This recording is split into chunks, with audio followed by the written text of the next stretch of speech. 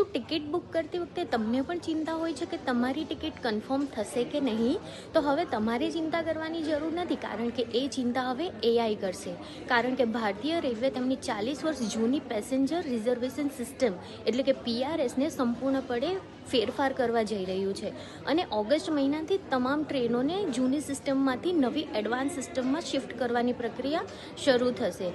પહેલાં waiting ticket confirm થવાની સંભાવના જાણવાની સચોટતા ફક્ત 53% હતી, જે હવે AI આધારિત પ્રિડિક્શનની મદદથી વધીને 94% થઈ ગઈ છે. હવે મુસાફરોને ટિકિટ બુક કરતી વખતે ખબર પડી જશે કે તેમની ટિકિટ કન્ફર્મ થશે કે નહીં. રેલવેના એક ડેટા અનુસાર આજની તારીખમાં દેશની કુલ ટિકિટિંગ ડિમાન્ડનો લગભગ 88% હિસ્સો ઓનલાઈન પ્લેટફોર્મ દ્વારા પૂરો થાય છે. અને એટલા માટે આ સિસ્ટમ અપડેટ કરવી ખૂબ જરૂરી હતી અને આ માટે સરકાર પગલાં લઈ રહી છે.